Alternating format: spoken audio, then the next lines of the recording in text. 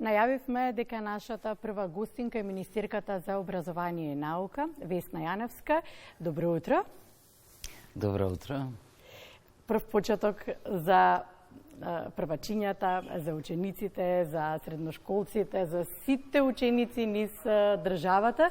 И некако се навраќам наназад, министерки, и се сеќавам на мојот прв училишен ден, без разлика и како прваче се сеќавам на истиот. Но најважно ми беше кога ќе дојдам во училиште да ме пречека некоја насмевка, некој убаво и позитивно расположение. И чинам дека тоа е убав почеток на годината. Така е, убаво рековте. Ми се чини дека сите го помниме првиот училишен ден, како првачиња, прв пат влегуваме на училиште.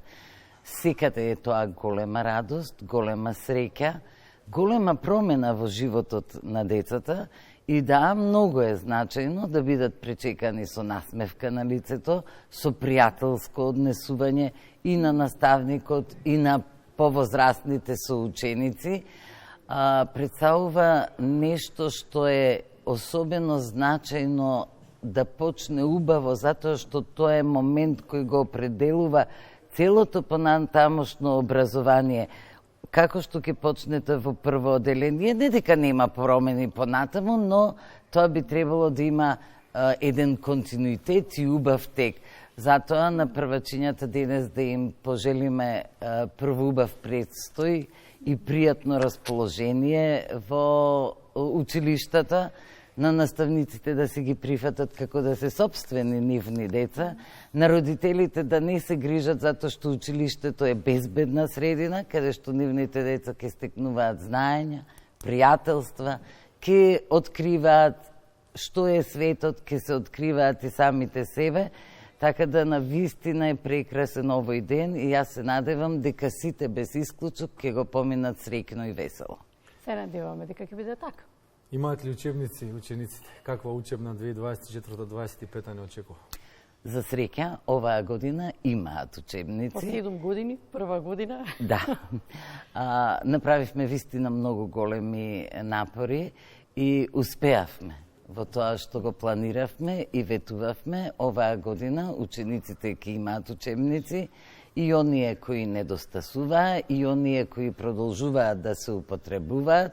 Според барањата на училиштата направивме обнова на старите учебници, испечативме нови материјали во вид на книги, направивме се да се чувствуваат пријатно, со еден исклучок кој јас сум должна да го кажам, а тоа е дека и оваа година ќе нема учебници по странски јазици, но сигурно ќе ги има следната година.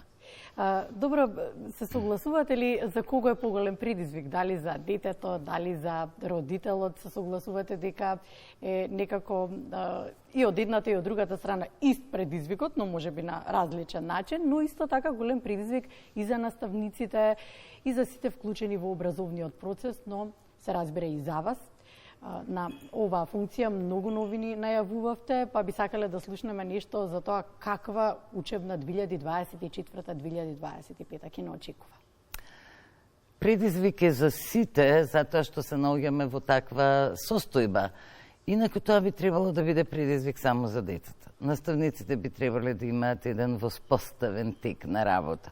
Родителите воопшто не би требале да се грижат што се случува со децата на училиште, доколку не произлезе некој поситен или покрупен проблем, а Министерството е тука и постои за учениците и студентите примерно, потоа за наставниците, се разбира и за родителите, да помогне и да биде мост во процесот на образованието.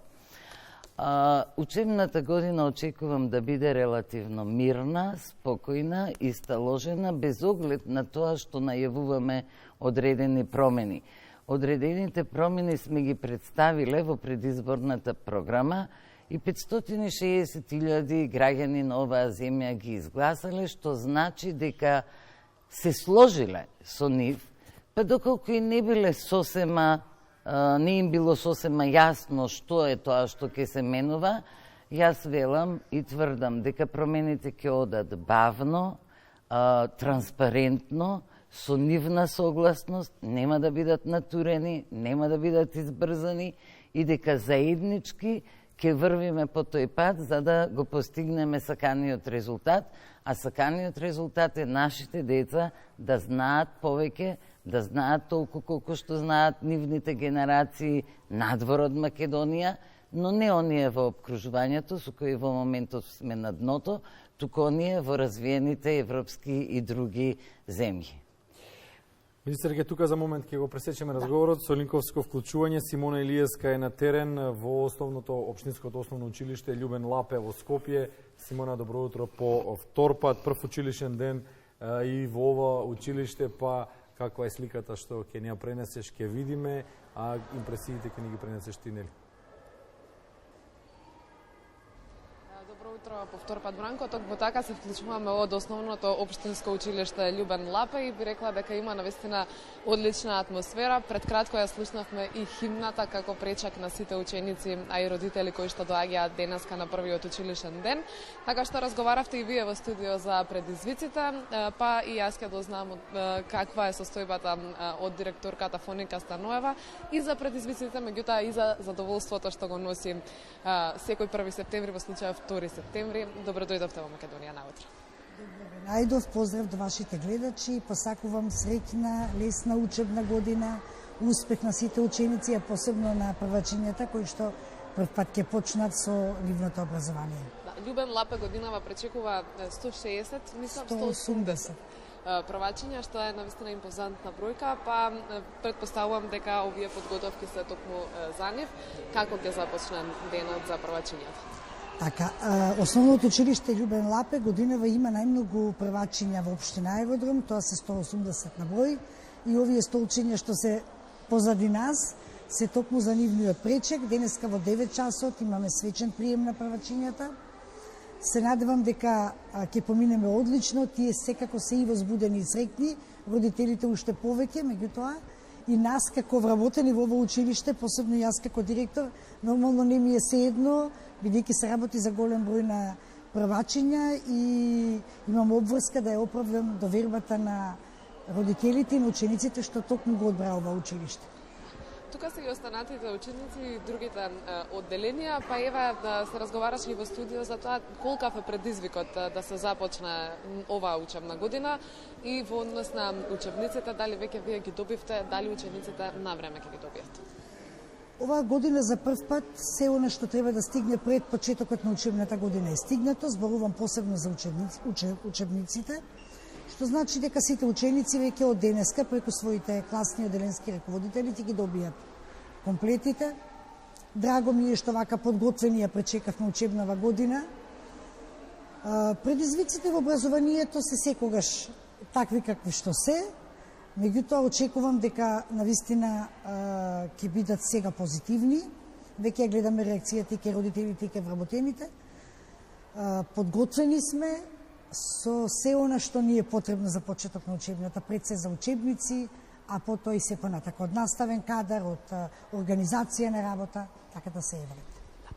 Повторно пречекувате голем број првачиња кои што за прв пат ќе дојдат во училиште и ќе бидат 9 години дел од Љубен Лапен, така што ние и во јуни оваа година бевме тука кога ги испраќавте 9 одделенците, па во однос на тие бројки сега ова што е како за септември и нова учебна година, некако сите зборуваат дека има тренд на опаѓање на бројот на учениците, меѓутоа во ова училиште не е случај, па вкупно колку ученици ќе бидат дел од оваа училишна година тука?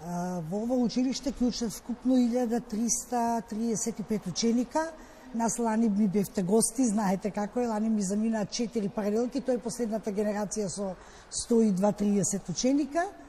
Веќе се сите генерации со по 6 паралелки. Жално е што трендот на опаѓање на ученици, да речеме, се забележува скоро во сите делови од Република Македонија, меѓутоа во општина Аеродром како една од погустите населби со повеќе младо население, тоа не е предизвик, ние имаме друг предизвик. Имаме недостаток од простор, бидејќи имаме голем број на првачиња. Јас посакувам секаде во Македонија да биде така. Секаде училиштата да бидат полни и да се мислиме каде ќе ги сместиме првачињата и во кои простори. Ви благодарам многу, господја Фоника, што успеавте да не пречекате на првиот училишен ден и меѓу сите обврски кои што се за денес да издвоите време и да ни дадете вакви убави одговори и убави бројки како за прв училишен ден. Благодарам, чест ми е што сте и вие наши гости овдека. Се надевам ќе се гледаме во текот на учебната година. Ви благодарам уште еднаш, а тоа беше разговорот со директорката на Основното училиште Љубен Лапе, така што веќе се подготвени, првачињата тука ќе ги пречекаат со свечено отварање од 9 часот. Останатите ученици се подготвени за да ја започнат и оваа учебна година, секако и наставниците. Учебниците се пристигнати, а ќе бидат и поделени и на сите ученици од различни одделенија, така што учебната година 2024-2025 може да започне. Следното линковско вклучување ќе не биде од Основното училиште Димитар Македонски, па и од таму ќе ја пренесеме целосната атмосфера и слика. Благодариме, Симона Илиевска, беше тоа, останува на терен ова утро. Симона, такви денови тебе ти дојдоа во распоредот и петокот и овој ден едноставно ќе имаш повеќе линковски вклучувања, тоа е нашата професија новинарска, нели? Ние продолжуваме со разговорот. Не е лесна и министерската професија, особено не во Министерството за образование. Образованието ни беше порозно, какво ќе ни биде сега во иднина? Јована, продолжуваме со министерката. Да, продолжуваме понатаму. Се чини министерке дека многу зборуваме за технички проблеми, а многу малку за суштината. Секоја година, како главно прашање на првиот училишен ден беа учебниците, наставниците дали се задоволни, не се задоволни, кој ќе ги пречека, во какви услови и така натаму. Некако многу малку за суштината и оно што сметаме дека е најважното. Како да ги мотивираме наставниците да го пренесат несебично своето знаење кој што го имаат на учениците, без притоа. Ние се сеќаваме на едно време кога, да се споредиме сега, имаат навистина многу можности децата, па смарт табли, смарт уреди и така натаму, како помагала. Имаат сега и учебници, но ние се сеќаваме на едно време кога не беше тоа приоритет за да се пренесе знаењето, за да се биде креативен и да се задржи вниманието на учениците. Така е, навистина согласна сум со вас дека ние се бавиме со нешто што треба да биде вообичаено. Ние сме среќни што годинава секој дете има учебник, нешто што под дефолт треба да се подразбира.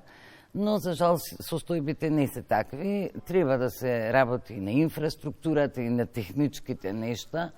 Но согласна сум дека, фокусирајќи се на овие работи, ние како да ја губиме суштината. Да, и јас се сеќавам на едно друго време, кога немавме ни таблети, ни смарт табли, и кога наставникот беше се во животот на едно дете, првенствено затоа што родителите не испраќаа од дома, велики дека зборот на наставникот е закон. Во моменти кога доаѓаме во дуализам на различни ставови на родителите и наставниците, но и на различни ставови кои ги презентира едно општество како нашето, наставникот почнува да ја губи собствената улога. Спојот наставник и родител е особено значен за правилно воспитување и развој на ученикот и неговото образование. Од тука ќе мора да посветиме малку повеќе внимание и на тој однос родител кон наставник и наставник кон родител, а пак демотивираноста на наставниците исто така една комплексна состојба под многу различни влијанија, но јас би кажала, набројала само неколку. Обштествените случувања се многу значајни, но и притисоците кои наставниците со години ги трпеа, го дадоа својот плод. Притисоците се различни, почнуваат од родителите, од техничките нешта, немање на учебници, немање на соодветен простор, од незадоволството од нивните плати, од неорганизираност во училиштето и се разбира од се она што се случува во општеството. Како обкружување. Како обкружување, така е, тие не се изолирани, тие живеат во ова општество, па затоа велиме дека континуирано, ако е бавно, Ако е постепено, битно е да стигнеме до целта, ќе ги поправаме со заеднички сили. Не може тоа поединечно и не може со декрет. Туку треба и наставниците, и родителите, и учениците да ги прифатат промените како своји, а Министерството да служи како организатор на позитивните промени за ние да постигнеме ефект. Но секако е многу важно и родителите, и целото општество да ја потенцираат улогата на наставникот како давател на најголемото богатство кое една личност може да го има, а тоа е знаењето. Фере, кога велите дека треба да одат работите споро, и фере, кога велите дека ќе треба време, но се планираат реформи. Дали е тоа доволно за да ги задржиме сите млади брачни двојки, семејства кои што не веруваат во образовниот систем и кои буквално се пакуваат цело семејство и заминуваат, една од причините бараат подобро образование за своите деца? Се разбира, тоа е сосема разбирливо и не можеме да им замериме на родителите кои бараат подобро образование, но јас би апелирала да имаат верба во она што во моментот се случува, и ако нешто значи дека за 2 месеци се направија неколку, ќе речам, позитивни промени, тоа може да укаже на тоа дека ќе продолжиме со таквите нешта и да им даде надеж во однос на образованието, но не се случува промени само во образованието, се случуваат во целиот општествен систем промени и јас искрено се надевам дека ќе ги видат, затоа што пак ќе кажам и од лично искуство во моето семејство дека никаде не е како дома и никој не е таков какво што е семејството. А ние сите сме едно големо семејство и треба да работиме дека сите кои живееме во оваа земја треба да бидеме едно големо семејство кое ќе си помага меѓусебно, ќе си помагаме едни на други за да постигнеме цела, тоа е просперитет, убав живот, напредок и личен и на државата. Години наназад покажуваме лоши резултати на тестирањата според меѓународните стандарди, според меѓународните параметри. Кажавме дека образованието ни е порозно, а најпоразителни се слабите резултати по македонски јазик, по мајчиниот јазик. Добро, каде е проблемот? Каде е решението? Сите овие чинители кои веќе еднаш ги спомнав се значајни и треба таму да имаме проблеми. Проблемот е едноставен. Нашите деца учат многу помалку отколку нивните врсници во Европската Унија. Тие до 15 години имаат 900 часа помалку и помалку престојуваат во училиште и токму тоа се промените кои ние како влада ги наговестуваме, а тоа е подолг престој на учениците во училиштата, за да можат заедно со наставниците со помалку учество на родителите да го совладаат она што им е потребно на ниво на нивните врсници во Европската Унија. Се разбира дека ние наговестивме и промени во наставните планови и програми на учениците во цело основно па и во средно образование, од кои промени очекуваме да понудат нешто повеќе за да се придвижиме од дното нагоре. И за ова велам дека нема да биде квантен скок, па ние од дното да стигнеме на врвот, но добро е да почнеме да се движиме скалило по скалило нагоре, за барем во еден кратковремен период да стигнеме на средината, а потоа да можеме да се фокусираме и за нагоре. Велите дека ќе помогне како еден начин решението да бидат подолго во училиште, да им се продолжи престојот по завршување на часовите, едно од можните решенија како помош за да се заврши материјата, за да има време и за домашно, и за дружење, и за се оно што им треба на учениците. Така е. Родителите кои имаат искуство со така наречената целодневна настава, се презадоволни и учениците покажуваат успех. Тоа е онаа настава кога учениците се од 8 или 8,5 до 4,5 на настава, кога се завршуваат на училиште. Таму ги стекнуваат новите знаења, пишуваат домашни, учат, не одат со ранци дома од понеделник до петок и тоа покажува успех. Ако истиот принцип го продолжиме и по високите класови, со тоа што се разбира дека ќе има и часови за забава, ќе има часови за општествено корисна работа, ќе има часови активности, модерни предмети кои нив ги интересираат. Тоа не значи дека тие цело време ќе бидат на книгата и ќе учат нели македонски и математика, туку ќе учат се што им е корисно за животот, но и да го разберат животот и општеството, тогаш секако ќе имаме подобри резултати. Не ги споменавме студентите, сакам малку внимание на нив. Експресно одговоривте на 2 од 3 барања. Се чини повторно дека техничките проблеми имаа предност, но студентите презадоволни на одговарање на 2 од нивните барања, меѓу кои што беше продолжено аплицирањето на студентскиот оброк и исто така оние кои што завршиле 3 години до дипломски студии да имаат право да аплицираат така за стипендии за тој втори циклус. Законот за младински стандард ќе почека, во меѓувреме повторно ги нема нашите факултети на Шангајската листа на 200-тото место чинам. 1999 последното што јас го знам. Ајде, добро, еве. 2000-то. Да, го нема. Младите ни бегаат од државата. Се чини дека еден од предизвиците со кои што се соочувате, верувам, е како да ги задржиме младите во државата.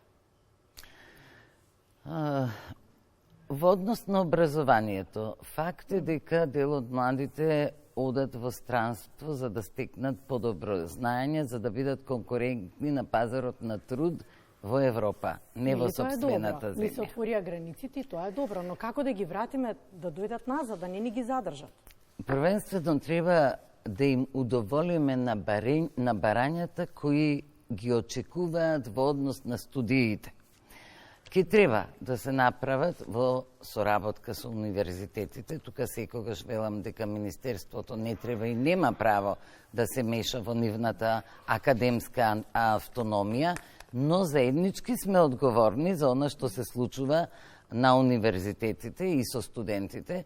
Ке треба малку да ги модернизираме студиските програми, ке треба малку да ги подстегнеме. Сега сме расплинати на 1300 студентски програми, каде што има по 1, 2, 5 студенти или со години никој не се запишува. Ке треба да понудиме нешто што е потребно на пазарот на трудот, нешто што ќе им понуди на студентите да се вработат, да останат во земјата, да се исполнети со својата работа. Ке треба малку повеќе да вложиме во науката. Значи, многу нешта ќе треба да се менуваат, ќе треба и ставот на студентите во однос на знаењето да се менува, тие треба да се во еден постојан надпревар, секој од нив да сака што е можно повеќе да стекне знаење и вештини и компетенции. За жал во моментов имаме јавна тајна е, го проверуваме тоа, но јас само го кажувам она што го слушам, дека се продаваат дипломи, но има клиенти кои сакаат да ги купат. Кога тоа ќе престане, кога нашите студенти ќе станат свесни за моќта на знаењето, ако нема побарувачка на дипломи, ќе нема и потрошувачка на дипломи. Така дека имаме многу да работиме, но ако се ова успееме да го направиме, тие секако ќе останат дома. До сега прашањата беа утрински, може ли едно прашање за колегите од информативната програма? Новата учебна година ќе почне со протести. Наставниците решија да протестираат откако ќе заврши наставата со цел учениците да не ги губат часовите. Кои се барањата? Можеше ли да се избегне ова?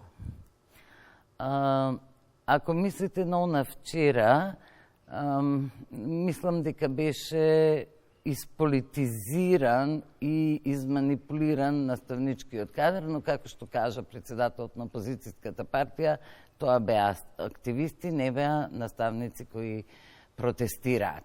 Ако мислите на најавените протести денес во Битола и во Скопје, сметам дека имаат право да го покажат својот револт во секое време и секогаш. Добро е што не одлучиле да бидат порадикални, првенствено затоа што наследивме на вистина многу тешка состојба и станува јасно во овие 2 месеци, мислам дека кога транспарентно се прикажуваат проблемите со кои се соочуваме, станува јасно дека тие се многу тешки и дека навистина во волкокус период, иако правиме силни напори, не можеме да ги решиме сите. Економската состојба во државата многу лоша. Буџетот на МОН 5 милиарди во долг. Неисплатени студентски стандард, ученички стандард, многу обврски. Она што е најважно е дека кога дојдовме на власт на 28 јуни, не беа предвидени средства во буџетот да се исплатат платите на наставниците. Не беа предвидени средства во буџетот да се обезбедат образовни асистенти. Не беа предвидени средства за бројни други обврски кои Министерството го има. Го чекавме и го направивме ребалансот, првенствено да обезбедиме плати и да обезбедиме до крајот на годината регрес за сите. Зборувам од правец на од гледна точка на Министерството за сите наставници. Тоа е огромен напор кога ви имате долг од 5 милиарди. Затоа што одредени процеси не смеат да запрат. Децата мора да имат учебници, децата мора да имат клупи и столчиња. Има училишта во кои не се набавени клупи и столчиња. Има училишта во кои се уште траат градежни работи, а денес сме 2 септември. Значи, процесот не смее да запре. Јас сосема ги разбирам. Јас ја разбирам тежината на животот кога се бројат парите од први до први, кога децата тргнуваат на училиште или на студии, кога треба да се плати скапата струја, се тоа го разбирам. Но барам разбирање. Прво барам верба да знаат дека никогаш нема да ги оставам сами и дека секогаш ќе стојам зад нив и ќе помагам да ги остваруваат своите права. И барам малку разбирање само да го пребродиме овој тежок период од неколку месеци и потоа ќе биде се во ред.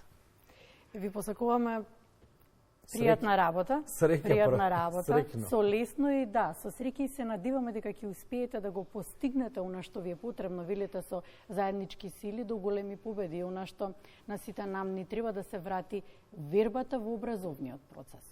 Кај нас се надеваме дека ќе успеете во тоа, министерке. Ви благодарам многу и јас искрено се надевам и очекувам поддршка од сите, и од наставниците, и од родителите, и целиот сите ученители во образовниот систем, но дозволете на крај да им посакам многу среќа, многу радост во училиште, многу заедништво, многу дружење на сите ученици, а особено на првачињата.